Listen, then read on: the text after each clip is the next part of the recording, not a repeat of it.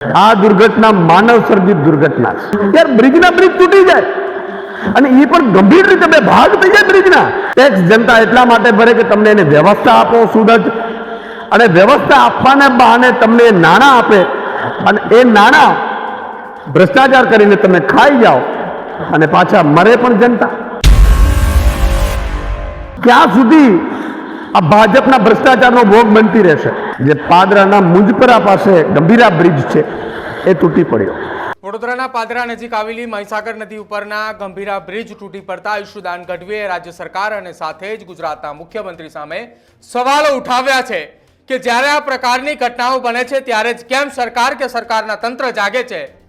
જ્યારે આ પ્રકારના વિડીયો સોશિયલ મીડિયામાં વાયરલ થઈ રહ્યા હતા, લોકોએ સવાલ ઉઠાવી રહ્યા હતા, ત્યારે કેમ સરકાર કે સરકારના મુખ્યમંત્રી ન જાગ્યા?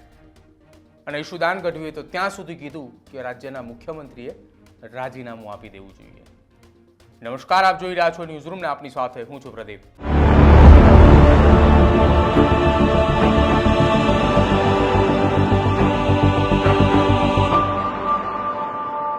ગુજરાતની અંદર જ્યારે કોઈ ઘટનાઓ બને છે ત્યારબાદ ગુજરાત સરકારના એ મંત્રીઓ અને ગુજરાતના એ અધિકારીઓ જાગે છે।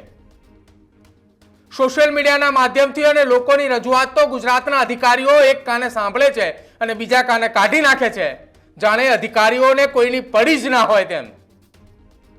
એ અધિકારીઓ ગુજરાતની પ્રજાના પૈસા એમના ટેક્સના રૂપિયાથી પગાર લે છે, પરંતુ કામ એ કોઈની ઈચ્છા અથવા તો તેમને ઈચ્છા તેમની મનગમતી તે જેટલું ધારે એટલું જ તે કરે છે।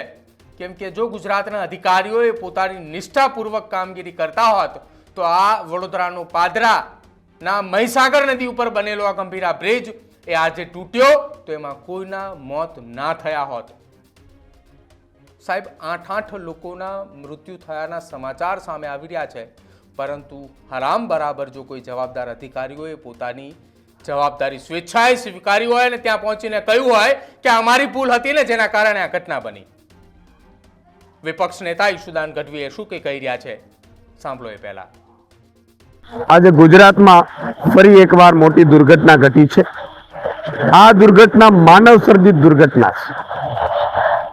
સૌરાષ્ટ્રી મધ્ય ગુજરાતના જોડતો બ્રિજ જે પાદરાના મુંજપરા પાસે ગંભીરા બ્રિજ છે એ તૂટી પડ્યો અને 4 વાહનો, ટ્રકો અને પિકઅપ વાન સહિત 4 વાહનો નદીમાં ખાબકી પડ્યા। અત્યારે જે સમાચાર મળી રહ્યા છે એમાં 2 ના મોત થયા છે, 3 લોકોના રેસ્ક્યુ કરાયા છે। જેના મૃતકો છે એમને ભગવાન એમની આત્માને ભગવાન શાંતિ અર્પે અને ઘાયલોને તુરંત સ્વસ્થ થાય એવી મારી ભગવાનને પ્રાર્થના છે। પણ એક આમ આદમી પાર્ટીના એક સૈનિક તરીકે મારી એક સવાલ છે સરકારને, ભાજપના નેતાઓને।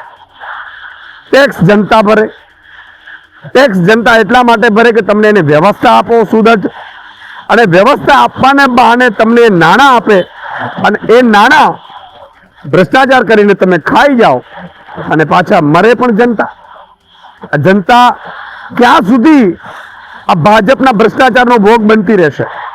આજે કોઈને ત્યાં બ્રિજ ઉપરથી નીકળવું કે બ્રિજ નીચેથી નીકળવું એ અસલામતી ફીલ થાય છે ભાજપના રાજમાં।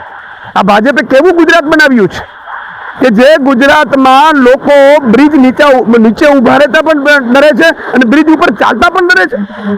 યાર બ્રિજના બ્રિજ તૂટી જાય અને એ પણ ગંભીર રીતે બે ભાગ થઈ જાય બ્રિજના, ત્યાં સુધી એમણે એક તો ભ્રષ્ટાચાર કર્યા, બીજા નંબરમાં એ જર્જરિત બ્રિજ છે કે નહીં એની ચકાસણી કોણ કરશે?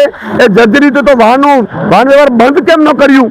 આ તમામ સવાલ સરકારની સામે ઉપસ્થિત થઈ રહ્યા છે। અમે નિષ્પક્ષ તપાસની માંગ કરી રહ્યા છીએ અને બીજી વાર કોઈ પણ નાગરિકનો આવી રીતે મોત ન થાય એની પણ અમે સુદૃઢ વ્યવસ્થા થાય એવી માંગ કરી રહ્યા છીએ। અને સાથે સાથે મુખ્યમંત્રીને કહેવા માંગીએ છીએ કે માત્ર ભોળપણથી રાજ્ય નથી ચાલતું, ભોળપણથી ઘર પણ નથી ચાલતું। જો તમે આ રાજ્ય ચલાવવાને સક્ષમ ના હો તો તમારે રાજીનામું આપી દેવું જોઈએ। લોકો મરી રહ્યા છે તમારા રાજમાં અને તમારા ભ્રષ્ટાચારના કારણે અને તમારા આખાડાકારના કારણે લોકો મરી રહ્યા છે। તમને 168 આવી એટલે એમ છે કે વિપક્ષ છે જ નહીં કાંઈ, વિપક્ષ વગરનું ગુજરાત થઈ ગયું એટલે તમને મજા પડી ગઈ એવું લાગે છે। પણ આમ આદમી પાર્ટીનો એક સૈનિક આગામી સમયમાં આ મુદ્દા પણ રસ્તા ઉપર ઉઠાવશે। આમ આદમી પાર્ટીના નેતા ઈશુદાન ગઢવી કે જેમણે કહ્યું કે જવાબદાર વ્યક્તિએ જ્યારે ખુલીને કોઈ વખત સામે આવે તો એ અધિકારીની નિષ્ઠા ઉપર સવાલ ઊભો ન થાય. વડોદરાના પાદરાની અંદર બનેલો આ બ્રિજ વર્ષો જૂનો બ્રિજ હતો, મરામત તેની સમયસર થતી હતી, તેમ છતાંય કેટલાય લોકો એવું કહી રહ્યા હતા કે આ બ્રિજ ગમે ત્યારે પડશે, આ બ્રિજ ગમે ત્યારે પડશે. પરંતુ જવાબદાર અધિકારીઓ, જવાબદાર તંત્ર, સરકાર, ત્યાંના સ્થાનિક લોકોએ પણ અનેક વખત રજૂઆત કરી, પરંતુ કોઈના કાન કે કોઈની આંખ એ ખુલી નહીં. આજે 8 લોકોએ પોતાનો જીવ ગુમાવ્યો અને સરકારમાંથી એવો જવાબ આવશે કે અમે અહીંયા સમયસર મરામત કરાવતા હતા, અહીંયા સમયસર અહીંયા આની કામગીરી ચાલતી હતી, પરંતુ જે દુઃખદ ઘટના બની છે એને હવે કોણ ટાળી શકે? જવાબદાર એ સરકારના કોઈ મંત્રી અથવા તો એ સરકારના મંત્રીના પરિવારના કોઈ સભ્ય નથી ગયા ને, એટલા માટે આ પ્રકારનું એ નિવેદન આપી રહ્યા છે. તમારું શું માનવું છે ઈશુદાન ગઢવીના નિવેદનને લઈને તે અમારા કમેન્ટ સેક્શનમાં જરૂર જણાવજો. જોતા રહેજો ન્યૂઝરૂમ. નમસ્કાર.